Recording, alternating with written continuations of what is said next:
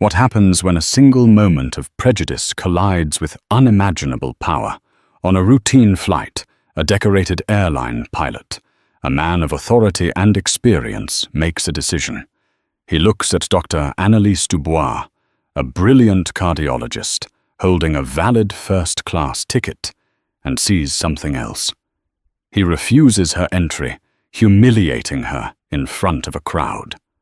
But this pilot, Captain Robert Henderson, made a catastrophic miscalculation. He didn't just insult a passenger.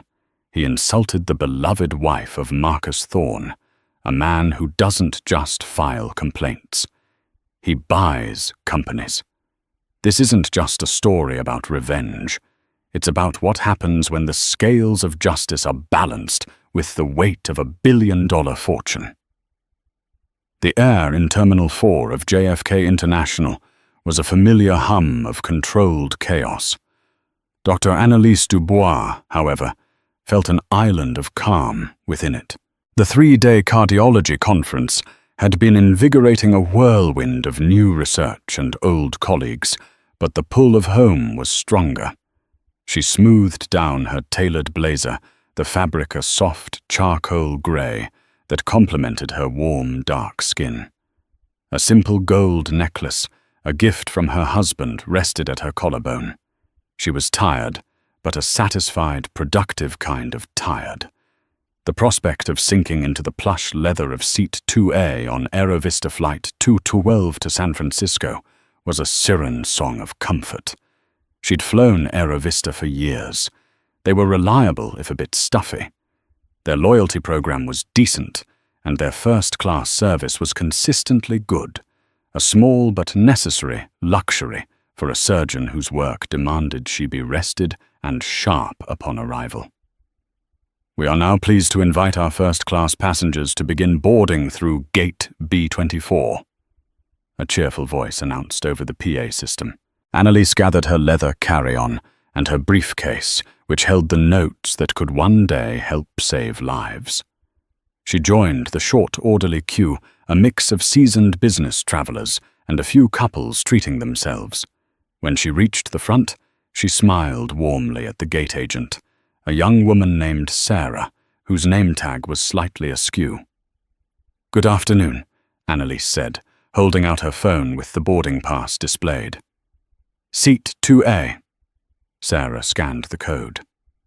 "Have a wonderful flight, Dr. Dubois." Annalise stepped forward onto the jet bridge, the scent of filtered cabin air and jet fuel filling her senses. She was halfway down the corridor when a figure blocked her path. He was tall, broad-shouldered, with silvering hair cut in a severe military style. The 4 stripes on his epaulets identified him as the captain. His arms were crossed, his posture an unyielding wall of authority. "Hold on a minute," he said, his voice a low grumble that cut through the ambient noise. His eyes, a pale, washed-out blue, swept over her from her expensive but understated shoes to her professionally styled hair. It wasn't a glance. It was an assessment, and Annalise felt a sudden prickling chill. "Is there a problem, Captain?" she asked, her tone even and professional. "I'll be the judge of that," he replied, not moving. "Let me see your boarding pass." Slightly taken aback by his abrasive tone, she held out her phone again. He didn't take it. He squinted at the screen, his lip curling almost imperceptibly. "Dr. Annalise Dubois," he read aloud, drawing out the syllables of her name as if it were a foreign concept. "First class. How did you manage that?" The question hung in the air, thick and poisoned. It wasn't a security question. It wasn't a procedural check. It was an accusation. Annalise felt a flush of heat rise up her neck. All around them the line had halted. The other first-class passengers were watching. "I managed it by purchasing a ticket, Captain," she said, her voice dropping a degree, losing its warmth and gaining a steely edge. "Now, if you'll excuse me, I'd like to board." He smirked, a truly unpleasant expression that crinkled the corners of his pale eyes. "We've had a lot of issues recently, upgrades that aren't quite legitimate. fraudulent documents. It's my responsibility to protect the integrity of our aircraft." He was speaking to her, but his voice was pitched for the audience behind them. He was making an example of her, humiliating her. The other passengers began to murmur their expressions, a mixture of embarrassment and impatience. A flight attendant, a younger woman with kind eyes named Chloe, appeared in the aircraft doorway. "Captain Henderson, is everything all right?" she asked tentatively. Captain Henderson ignored her. He looked directly at Annalise. "I'm going to need to see some identification to verify this ticket." Her jaw tightened. This was beyond protocol. It was a targeted harassment. But she wouldn't give him the satisfaction of a scene. With deliberate, precise movements, she opened her briefcase, retrieved her wallet, and produced her driver's license and her hospital ID, which clearly stated her title, Dr. Annalise Dubois, head of cardiothoracic surgery. He took the cards from her, his fingers brushing against hers in a way that felt like a violation. He held them up next to the phone, comparing the photos. "Well, the names match," he conceded, as if granting a great favor. "But something about this doesn't feel right. It's highly unusual." "What exactly is unusual, Captain?" Annalise pressed her voice dangerously quiet. "That a black woman is a doctor, or that she's flying in a premium cabin that she paid for with her own money." His face hardened into a mask of indignation. "Now you're making accusations. I'm just doing my job. You people are always so quick to play that card." "You people." The word struck her like a physical blow. The quiet professionalism she had fought to maintain was cracking. Her hands trembled slightly, so she clenched them into fists at her sides. "Captain," the gate agent, Sarah said, her voice quavering as she stepped onto the jet bridge. "Her ticket is valid. It's all confirmed in the system." "I don't care what the system says," Henderson snapped, turning on her. "I am the captain of this aircraft. My authority is final, and I'm not comfortable with this passenger boarding. I suspect her ticket is fraudulent, and her attitude is hostile. She is a potential security risk." It was a breathtaking escalation, from a routine check to a security threat. Chloe, the flight attendant, gasped. Annalise felt the blood drain from her face. She was a healer, a woman who had dedicated her life to mending broken hearts, and this man was branding her a danger in front of a dozen strangers. "That is a baseless and defamatory accusation," Annalise stated, her voice shaking with a cold fury. "You have no grounds for this. My grounds are my 30 years of experience flying for this airline doctor." He sneered, handing her IDs back. "And my experience tells me something is wrong here. I'm denying you boarding. You can take it up with customer service." He turned his back on her, a gesture of ultimate dismissal. "Chloe, get these other passengers settled. We're already behind schedule because of this." He strode into the cockpit without a backward glance. The other passengers, avoiding her eyes, shuffled past her as if she were contagious. The humiliation was a physical weight, pressing down on her chest, making it hard to breathe. Chloe offered her a look of profound apology and helplessness before disappearing into the plane. Annalise stood alone on the jet bridge, the sounds of the cabin door closing echoing the finality of the act. She turned and walked back to the gate, her composure a fragile shell around a core of incandescent rage and hurt. Sarah, the gate agent, was wringing her hands. "Dr. Dubois, I am so sorry. I don't know what to say. I've never seen him do that." Annalise simply nodded, unable to speak. She walked away from the gate, away from the prying eyes, and found a quiet corner by a large window overlooking the tarmac. She watched as Flight 212, her flight, pushed back from the gate. Then she took a deep breath to steady her hands and pulled out her phone. She didn't call the airline's Platinum customer service line. She didn't search for a complaint form. She scrolled to a single contact, Marcus, and pressed the call button. He answered on the second ring. "Hey, my love, boarding okay?" Her voice broke as she tried to answer. "Marcus?" The shift in his tone was immediate. The easygoing affection vanished, replaced by a sharp, focused concern. "Annalise. What is it? What's wrong?"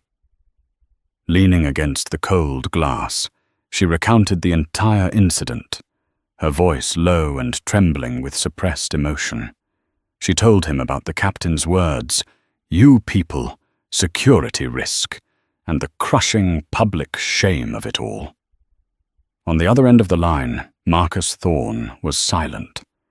He was a man known for his decisive action and sharp intellect, but at that moment, he just listened. He let her pour out the entire ugly story. When she finished her breath, catching in a sob, the silence stretched for a beat longer. When he finally spoke, his voice was terrifyingly calm. It was a voice she knew well, the voice he used when a multi-billion-dollar deal was on the line, the voice that unnerved corporate titans. "What was the pilot's name?" he asked. "Henderson," she whispered. "Captain Robert Henderson." "And the airline is Aerovista." "Yes." "Okay," he said, the single word carrying an immense weight. "Listen to me, Annalise. I want you to go to the United Lounge. Get a ticket on the next flight to San Francisco first class. I don't care what it costs. Just get on the first available plane. I'll have a car waiting for you at SFO. Are you okay to do that?" "Yes," she said, wiping a tear from her cheek. "Marcus, what are you going to do?" There was another pause. "I'm going to handle it, darling," he said, his voice a low promise of retribution. "They humiliated my wife. They have no idea what they've just done. Just get home, safely. I love you."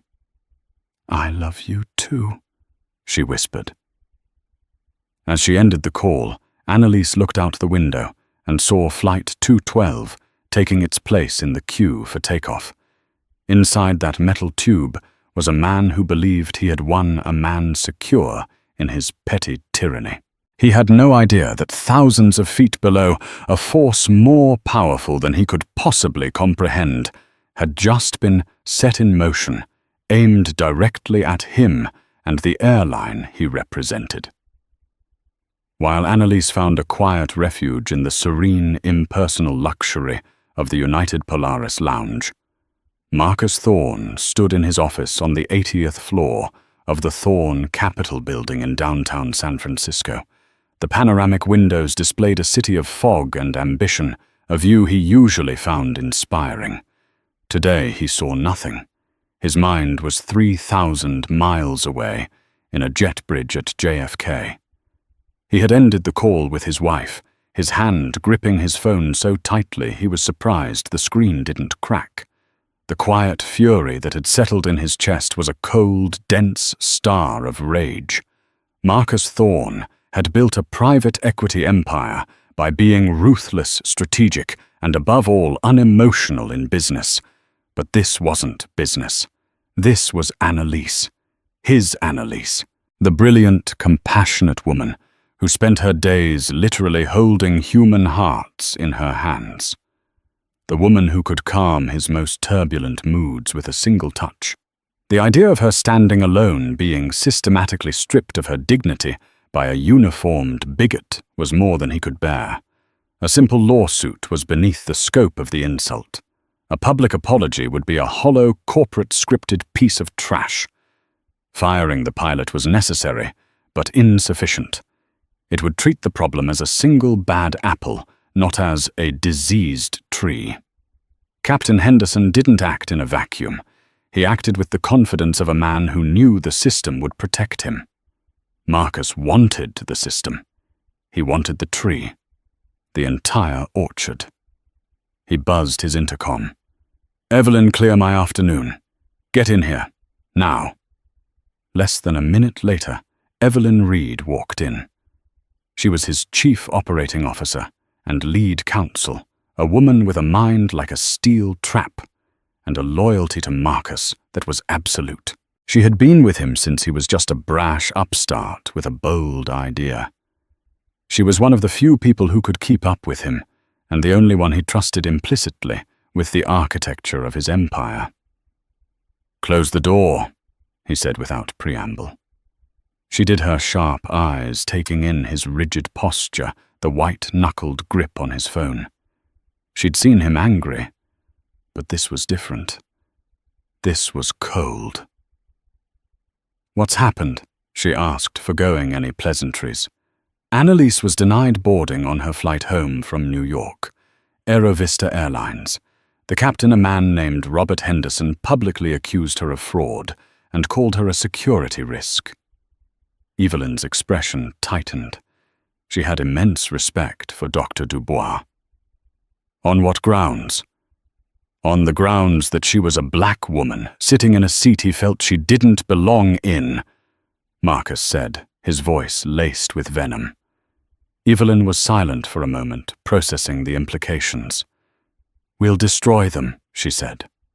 It wasn't a question. "I'll get the litigation team started.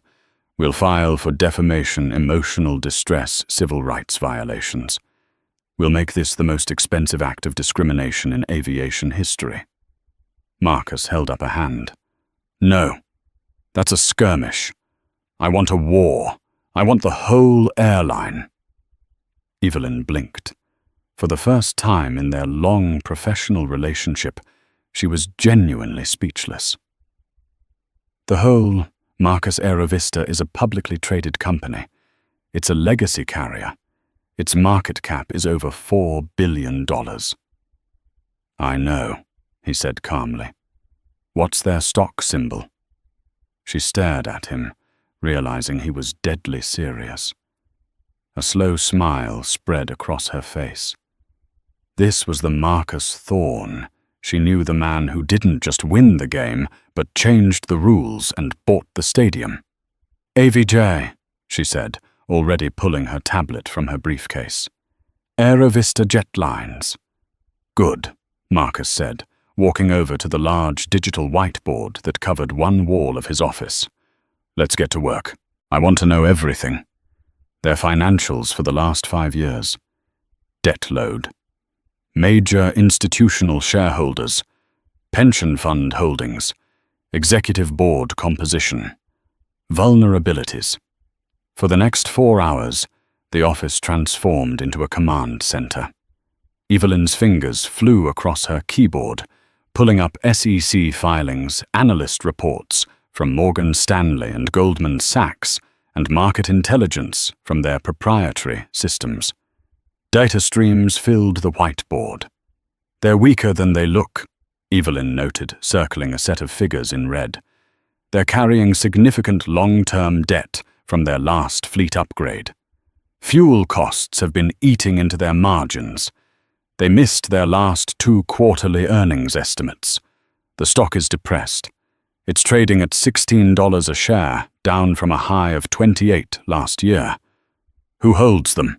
Marcus asked, pacing like a caged panther. "The usual suspects," Evelyn replied. "Vanguard, BlackRock, a few major state pension funds. About 60% is institutional. The CEO is a man named Richard Sterling, old guard. Been there forever. More of a glad-hander than an operator?" "Perfect," Marcus breathed. "He won't see this coming. He'll think it's a market fluctuation." Marcus's plan was audacious, a corporate raider's dream. It would be a hostile takeover executed with lightning speed and overwhelming force. Thorne Capital would start by quietly acquiring a significant stake in Aerovista on the open market, just under the 5% threshold that required public disclosure. Then they would launch a tender offer, directly to the shareholders, offering a premium price, say $22 a share, to buy their stock. It would be an offer too good for many to refuse, especially given the airline's recent poor performance. "This will cost billions," Evelyn stated, not as a deterrent, but as a logistical point. "We have the liquidity," Marcus said dismissively. "Leverage the Transportation and Infrastructure Fund. This fits the portfolio. We'll frame it as an acquisition to unlock shareholder value by overhauling an inefficient and culturally backward management." "The press release will be a work of art," Evelyn murmured, already drafting it in her head. They wouldn't mention the incident with Annalise. Not yet. That was their ace in the hole. The public justification would be pure, cold business. The real reason would remain private, the engine driving the entire machine. "I want to be on the phone with the heads of the California and New York state pension funds by morning," Marcus commanded. "They hold a combined 10% of the stock. I have relationships there. I'll make the case personally. I want this done, Evelyn. And I want it done fast. I want CEO Richard Sterling's head on a platter before he even understands why he's kneeling." As Evelyn worked marshalling teams of analysts and lawyers, Marcus stepped away and looked at his phone. A text from Annalise had come in an hour earlier. "Landed safely. Your driver James was here, heading home. I love you." He typed back a reply. "I love you more.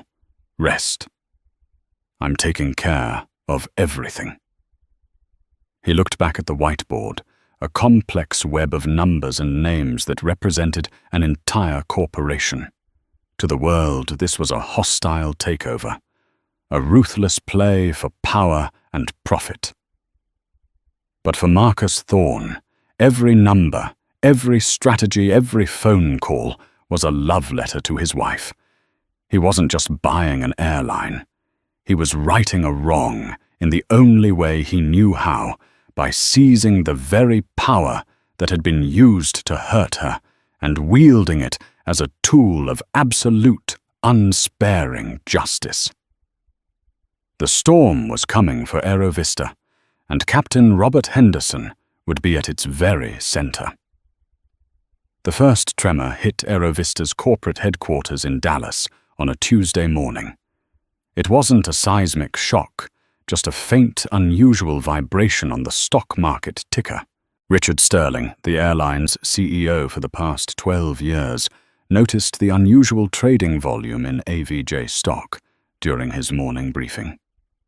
"Looks like we're popular today," he chuckled to his CFO, a perpetually worried man named George. "Someone knows something we don't.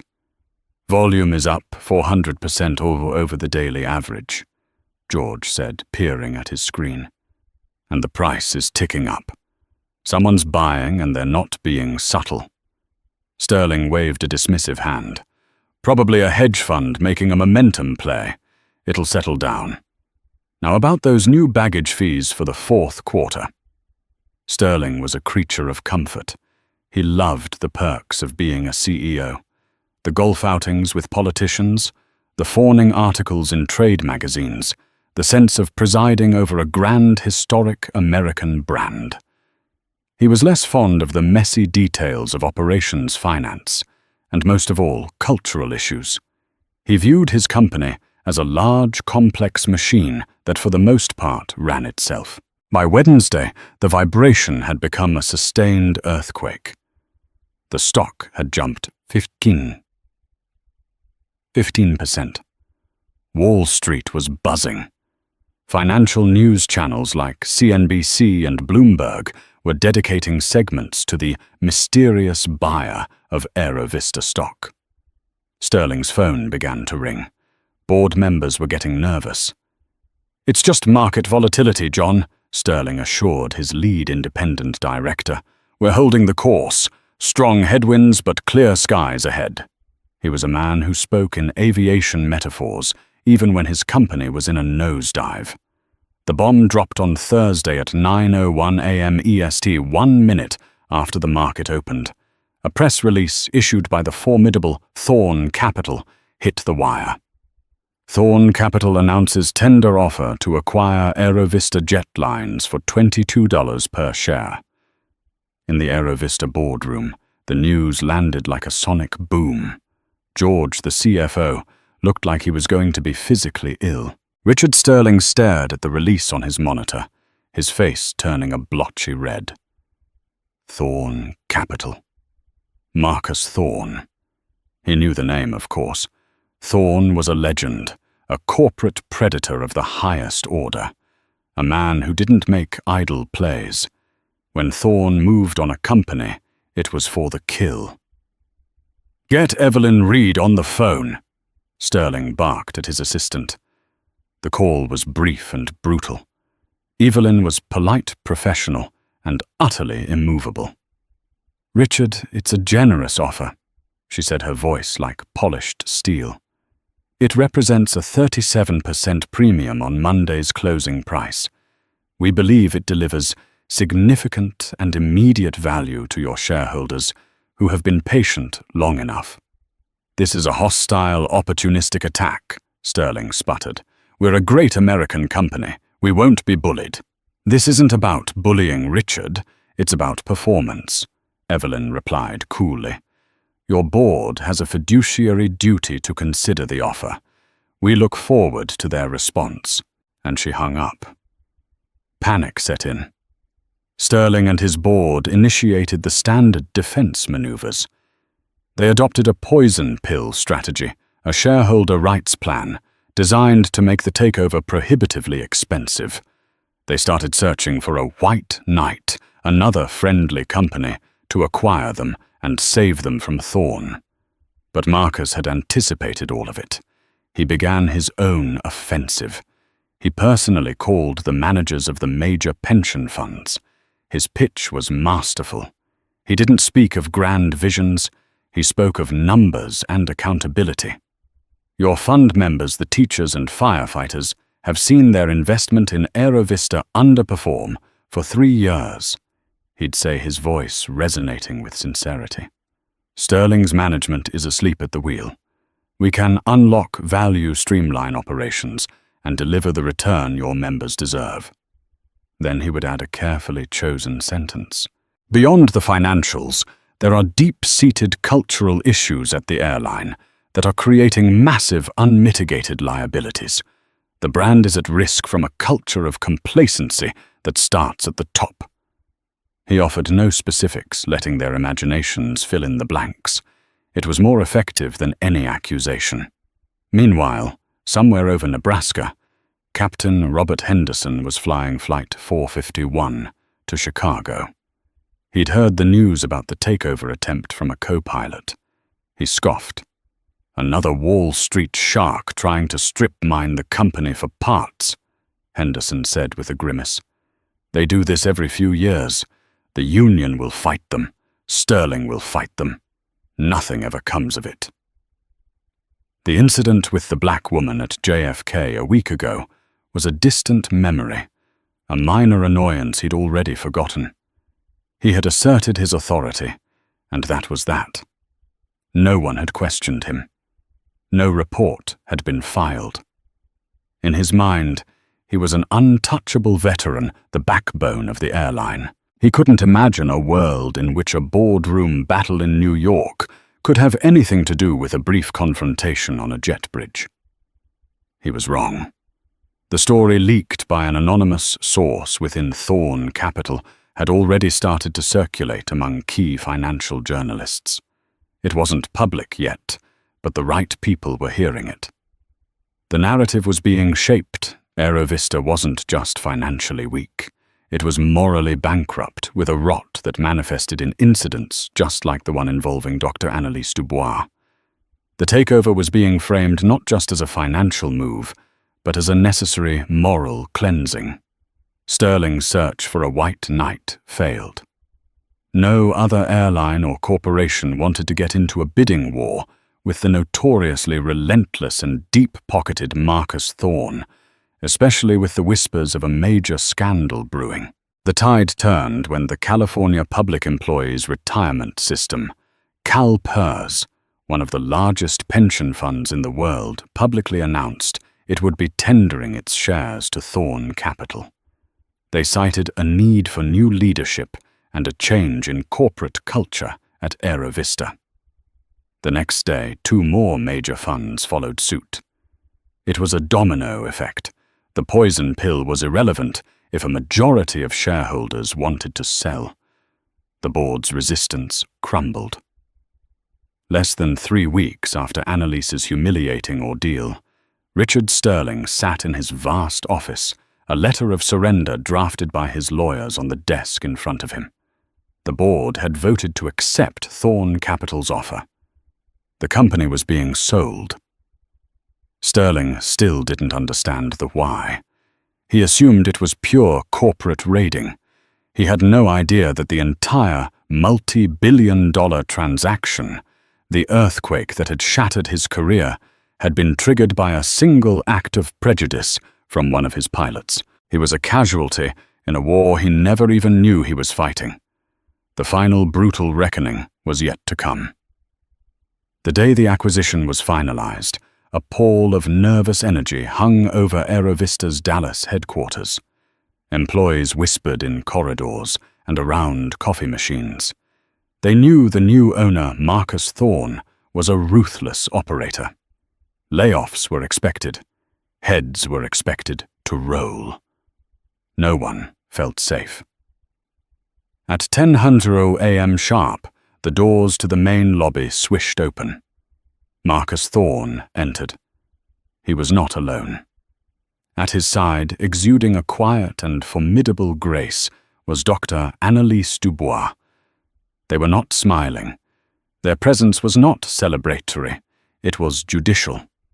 They were followed by Evelyn Reed and a small team from Thorn Capital. The first order of business was an all-hands meeting in the auditorium. Richard Sterling, hoping to salvage some role, or at least a graceful exit with his full golden parachute, met them at the elevator. "Mr. Thorn, welcome to AeroVista," he said, extending a hand with a practiced, oily smile. "I'm Richard Sterling. I want you to know I am fully prepared to assist in a smooth transition and—" Marcus walked past him without breaking stride, his eyes fixed forward. He didn't shake the offered hand. Annalise met Sterling's gaze for a fleeting second, her expression unreadable but deeply unsettling to the now former CEO. The public snub was a brutal, deliberate message. In the packed auditorium, Marcus took the stage. He looked out over the sea of anxious faces. "Good morning," he began, his voice calm and carrying to the back of the room. "I am Marcus Thorn. As of 9:00 a.m. this morning, Thorn Capital is the sole owner of this airline, and that means the culture of complacency, of excuses, and of looking the other way ends today." He paused, letting the words sink in. "There will be changes. We will be restructuring from the top down to build a company that is not only profitable, but also one that is worthy of the public's trust. A company where every single passenger and every single employee is treated with dignity and respect, without exception." He then looked towards the wings, where Richard Sterling was standing, looking pale and sick. "That change begins with leadership. Richard Sterling." Sterling flinched as his name was called. "Your tenure as CEO has allowed a culture of prejudice and unaccountability to fester." Marcus said, his voice like ice. "You have failed this company. You have failed your employees, and you have failed your customers. Your service is no longer required. Security will escort you from the building. Your severance will be debated by our lawyers." Gasps rippled through the crowd. Firing the CEO publicly on day one was a move of breathtaking audacity. It was a clear signal the old ways were dead and buried. As Sterling was led away, looking utterly broken, Marcus continued, "Now to the reason we are all really here. He turned and gestured to a chair at the side of the stage. "I believe some of you are familiar with Dr. Annalise Dubois, a distinguished surgeon and a recent passenger on one of your flights." Annalise stood and walked to the podium. A screen behind her lit up not with a corporate logo, but with a high-resolution security still from JFK's Gate B-24. It showed a pilot in uniform, his face twisted in a sneer, standing over a woman holding her ID. "3 weeks ago." Annalise began, her voice steady and clear, devoid of the tremor it held that day on the jet bridge. "I was denied boarding on Flight 212. I was told by the captain of that flight that my first-class ticket seemed fraudulent. I was told that you people are quick to make accusations, and finally I was labeled a security risk and publicly shamed." A heavy silence fell over the auditorium. You could have heard a pin drop. "This was not about a faulty ticket or a security protocol," Annalise continued. "This was about a man with authority who decided based on the color of my skin that I did not belong. The most terrifying part was not his prejudice but his confidence. The confidence of a man who believed he was utterly untouchable." She paused, her eyes sweeping across the room. "That man's name is Captain Robert Henderson, and my husband and I have bought this airline to ensure that no one at this company ever feels that untouchable again." The revelation hit the room like a physical force. The whispers, the rumors, it was all true. The entire multi-billion-dollar takeover was because of one pilot. At that very moment, 300 miles away in Chicago, Captain Robert Henderson's layover was interrupted by a sharp knock on his hotel room door. It was the hotel manager, accompanied by 2 stern-faced men in dark suits. "Captain Henderson," the manager said nervously, "you're to come with us. A car is waiting. You have been summoned to a meeting at corporate headquarters in Dallas. Immediately." Henderson was irritated, but not yet alarmed. "A meeting? I'm scheduled to fly the return leg to SFO in 6 hours. This is highly irregular." "The flight has been assigned a new captain," one of the suits said flatly. "The car is waiting." The private jet ride to Dallas was quiet and tense. Henderson still believed this was some overblown, administrative follow-up. A slap on the wrist, perhaps. A mandatory sensitivity training session. He rehearsed his defense in his head. He was protecting the aircraft, the passenger was hostile. He used his captain's discretion. He felt secure. He was escorted directly from the airport to the headquarters and led not to a small HR office, but to the main executive boardroom. The room was vast and intimidating, with a polished mahogany table that seemed a mile long. At the head of the table sat Marcus Thorne. By his side sat Dr. Annalise Dubois. Standing behind them was Evelyn Reed, holding a thick folder. Henderson stopped dead in the doorway. He recognized her instantly. The woman from the jet bridge. A wave of ice water washed through his veins. His carefully constructed arrogance began to crumble, replaced by a dawning, sickening horror. He finally understood. "Captain Henderson," Marcus said, his voice dangerously soft. "Please have a seat." Henderson's legs felt like lead as he walked to the chair at the far end of the table. He felt small, insignificant. "You probably don't recognize me," Marcus said. "I'm Marcus Thorne. I own this table, this chair, and the wings on your uniform. But you do recognize my wife, Dr. Dubois." Annalise looked at Henderson, her expression not of anger, but of profound disappointment.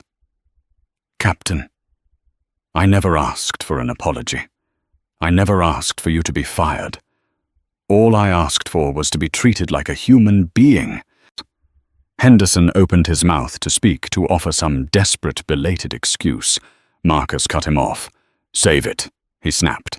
Evelyn Reed stepped forward and opened the folder. Robert Henderson, pursuant to the terms of your employment contract, which Thorn Capital now controls, we are exercising Clause 34.B termination for gross misconduct that brings the company into disrepute. Henderson's face went white. Your union has already been notified, Evelyn said coolly.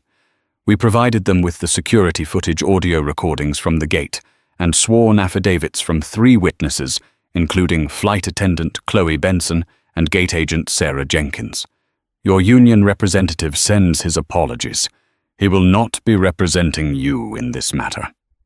Chloe, the kind-faced flight attendant.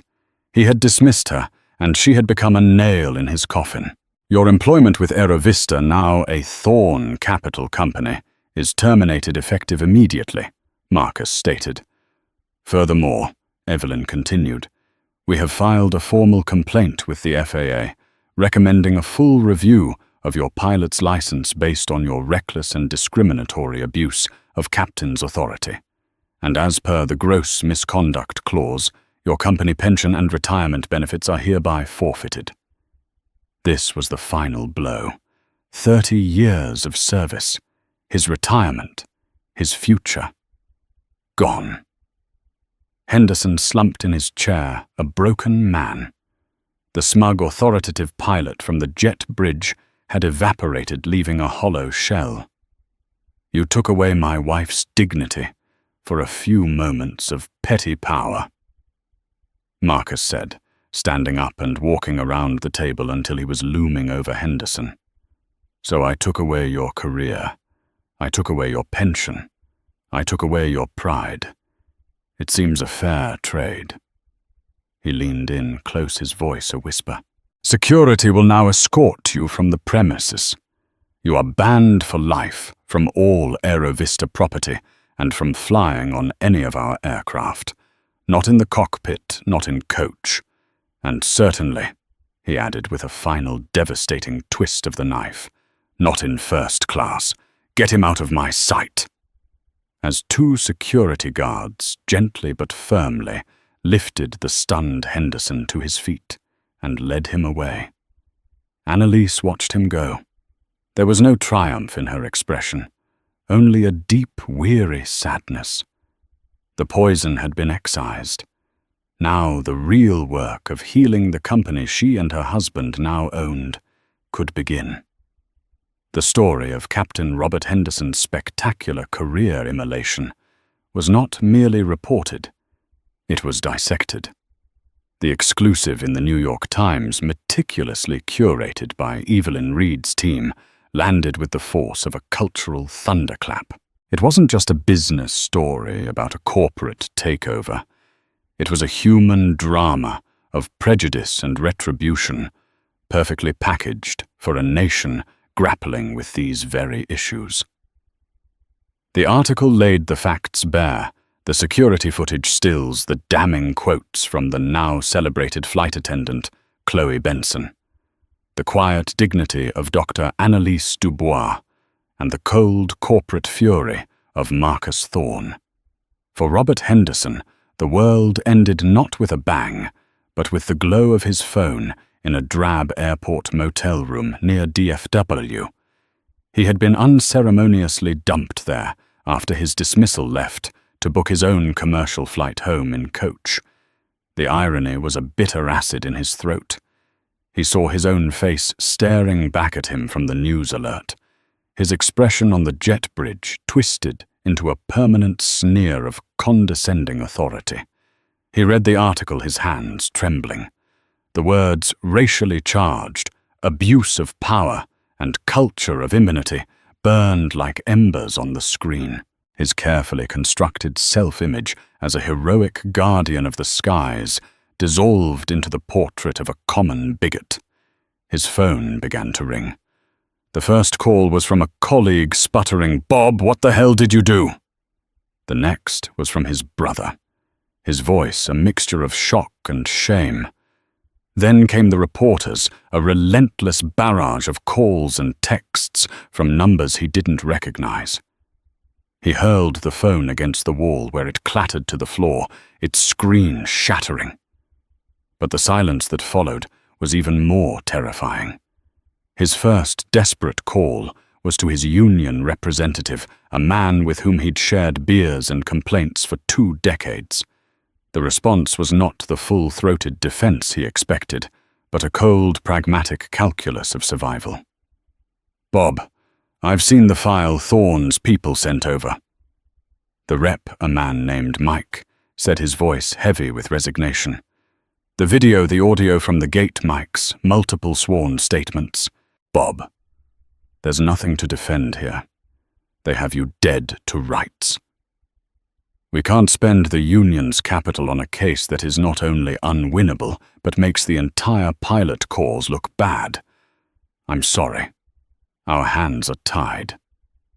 Abandoned Henderson scrambled to find legal counsel. The first lawyer, a high-priced litigator specializing in wrongful termination, listened to his story, looked up the now viral news articles, and barely suppressed a laugh. "Captain, you're not a victim here. You're the villain in a national news story. No jury in the country would side with you. My advice, vanish." The few lawyers who would even consider his case demanded massive retainers he no longer had access to with his assets, frozen pending the outcome of the pension forfeiture. The FA investigation was the final nail in his professional coffin. It was a humiliating process of bureaucratic dissection. He sat before a panel of stern-faced administrators who reviewed his entire 30-year career through the new lens of the JFK incident. They questioned his judgment, his temperament, his fitness to command. The indefinite suspension of his license was a life sentence. A pilot in his late 50s with a disciplinary suspension was unemployable. His career wasn't just over. It was being retroactively erased. The rot spread from his professional life to his personal one. He became a pariah in his own manicured suburban neighborhood. The friendly waves from neighbors were replaced with averted eyes and curtains drawn hastily. His golf partners suddenly had scheduling conflicts. The social world he had built, predicated on his status as a senior airline captain, evaporated. The final schism happened in his own living room. His wife Brenda, a woman who had stood by him for 30 years, finally broke. "This isn't about one mistake, Bob," she screamed, tears streaming down her face, a foreclosure notice crumpled in her fist. "It's about your pride, your arrogance. You looked at that woman, and you couldn't stand that she was your equal. You had to put her in her place. Now look where it's put us. You've lost everything, because you couldn't stand to be wrong." She left a week later. The house followed a few months after that. The hard karma was not a single event, but a slow, grinding erosion of a life. Robert Henderson, the man who once commanded 100-ton machines that defied gravity, now found himself driving a beat-up 10-year-old sedan to a job interview for a dispatcher at a regional trucking company in Flagstaff, Arizona. He got the job. His new life was a symphony of fluorescent lights, the smell of burnt coffee and cheap disinfectant, and the disembodied voices of truckers crackling over the radio. He sat in a cramped cubicle, a headset his new uniform, his authority reduced to directing shipments of discount furniture and produce across state lines. He was a broken man, haunted by a single moment of prejudice, a ghost adrift in a sea of his own making. While Henderson's world shrank to the size of a cubicle, Aero Vista was being reborn. Marcus Thorne didn't just clean house. He demolished the old structure and rebuilt it on a new foundation of ethical accountability. The transformation was driven by Annalise. As chair of the new board of ethics and inclusion, she wielded real power. In one of her first meetings, a senior executive from the old guard proposed a new revenue enhancement strategy that involved drastically reducing the seat pitch in coach to fit more passengers. Annalise listened patiently, then calmly addressed the room. "The numbers on your spreadsheet are compelling," she said, her voice quiet but firm. "But they omit a crucial variable: human dignity. Our new slogan is, 'Your journey, your dignity.' This policy is a direct contradiction of that promise. We will not treat our passengers like cattle to improve margins by 0.25%. The proposal is vetoed." The executive was stunned into silence. The message was clear. Profit would no longer be the only god at Aerovista. Chloe Benson became the heart of the airline's cultural change. Promoted to a senior director role in in-flight training and development, she spearheaded a new program called The Conscious Crew. She would stand before new recruits, her presence warm but authoritative. For decades, the priority in the air was just safety, she'd explain, pacing before the trainees. Now it's safety and humanity. We're going to use a real-life case study. A senior captain, a decorated doctor, a first-class ticket, and it all went wrong. Why? She would walk them through the JFK incident, deconstructing every decision, every missed opportunity for intervention. "Look at your colleagues," she would urge. "Read the room. Do you see tension? Is someone being singled out? You are not a bystander. You are part of a crew. Your job is to de-escalate support and protect everyone, passengers and fellow crew members. Your silence can be as damaging as an act of aggression." The public, initially skeptical, began to take notice. The changes weren't just cosmetic. On-time performance improved as employee morale soared. Customer complaints plummeted. Social media, once a hotbed of Aerovista complaints, began to fill with stories of exceptional service. The airline won the J.D. Power Award for customer satisfaction for the first time in its history, and 2 years after the takeover was named to Forbes' list of America's best employers. The stock price, which Marcus had acquired at a premium of $20, was now trading north of $45. He had proven on a colossal scale that decency was profitable. 2 years after the takeover, on a mild autumn evening, Marcus and Annalise stood on the balcony of their home. The fog was rolling back from the bay, and the lights of the city twinkled below. "I was reading an article today," Annalise said, her voice soft, as she leaned her head against his shoulder. "It was about corporate activism. They used you as the prime example. It made me think, did we become the very thing we were fighting, a massive, overwhelming force that crushed a single person's life?" Marcus was quiet for a long moment, watching a plane begin its graceful ascent into the deepening twilight. "I've thought about that a lot," he finally said, turning to look at her. "Power is a tool, Annalise. It's inert. It's the intent behind it that gives it moral direction. Henderson used his power, the authority of his uniform, and his position to inflict pain and humiliation for the sake of his own ego. We used our power to perform radical surgery on a diseased corporation. It wasn't gentle. It was invasive and painful for some. But it was necessary to save the patient and to create something healthy and strong in its place." He gestured with his chin towards the sky. The plane, banking over the bay, caught the last rays of the sun. On its tail, they could just make out the new Aerovista logo.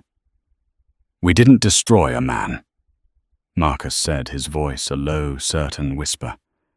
"We destroyed a mindset. We destroyed the idea that you can dehumanize someone without consequence.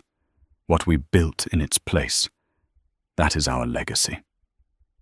Annalise watched the plane until it was just a blinking light against the tapestry of stars. There was no triumph in her heart, but a deep, resonant peace. The scar from that day on the jet bridge would always be a part of her.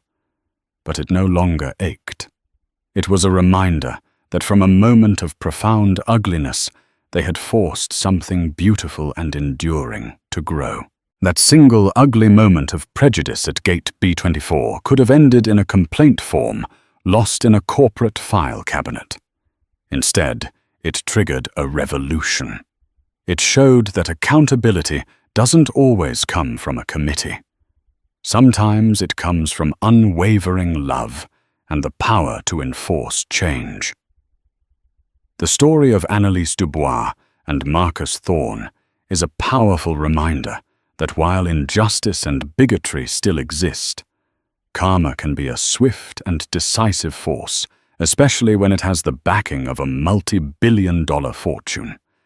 It reminds us that the best response to being told you don't belong is to buy the building and rewrite the rules for everyone. If this story of ultimate justice and consequence resonated with you, show your support by hitting that like button. Share this video with anyone who believes in the power of standing up to prejudice. And don't forget to subscribe and turn on notifications for more true-life stories where karma is the final satisfying destination. What are your thoughts on Marcus's actions? Was it justice or revenge? Let us know in the comments below.